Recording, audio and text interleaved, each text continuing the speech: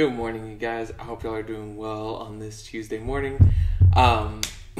Just a couple of quick things. First, if you guys have Kelsey's number, y'all send her a quick little happy birthday text. That would really mean a lot to her. Today is her birthday, and today is also our 8th wedding anniversary. So it's awesome, and we're so glad that we can share that kind of with you guys.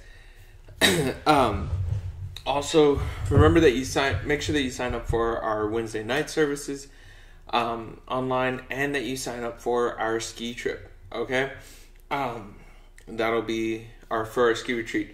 All right, you can find all the links to that on Facebook and everything. Okay, all right. Sorry, I had to adjust the camera. It wasn't at a really good angle that I like. What I want to talk about for our devotion this morning is found in Matthew chapter 14, verse 30. Now verses 30 and 31. Now we talked about this in Sunday school, but if you weren't here, now you get to hear about it. Okay, and so it's like you didn't miss Sunday school at all. So Matthew chapter 14, verses 30 and 31. What happens in this story is this is when Jesus and Peter both walk on water. This is just after Jesus has fed the 5,000, and now he has commanded his disciples to get into the boat and to go to the other side of the Sea of Galilee to a region called Gennesaret.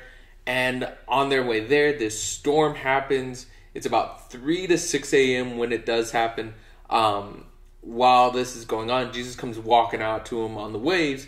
And when they see him, they're like, "Oh my goodness, it's a ghost." And Jesus says, "Take heart, don't be afraid. It is I." And Peter opens his big mouth and says, "Well, Jesus, if it's you, then tell me to come out to you on the water." And Jesus says, "Come." And so we pick up the story just after that, where Peter is walking on the water. In verse 30, Matthew writes, "But when he saw the wind, he was afraid. And beginning to sink, he cried out, 'Lord, save me.' Jesus immediately reached out his hand and took hold of him, saying to him, 'O you of little faith, why did you doubt?'" Now, I talked about this on Sunday, how we can so easily focus on just so many, on what we think is like the main aspect of this story. And that being this idea that, well, Peter took his eyes off of Jesus and he began to sink, so always keep your eyes on Jesus. And that's a great thing to take from this. But oftentimes, we tend to take from the story just that. We only take, well, just keep your eyes on Jesus, and you won't sink, and you won't fail, and you won't falter. Just focus on Jesus. Don't look at the stuff around you. But how good are we at that, really? If we're honest with ourselves, we don't keep our eyes on Jesus all the time. We fail at that. We're human.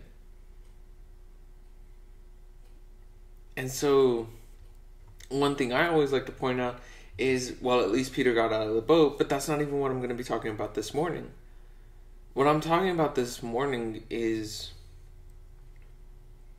the fact that when Peter took his eyes off of Jesus and he began sinking, what was Peter's reaction?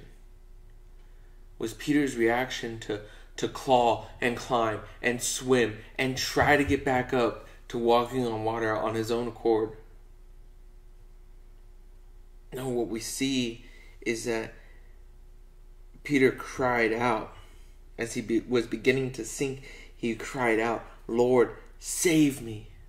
He cried out, understanding that his salvation and his hope and his rescue and his everything depended on Jesus, and that Jesus could be faithful to help him.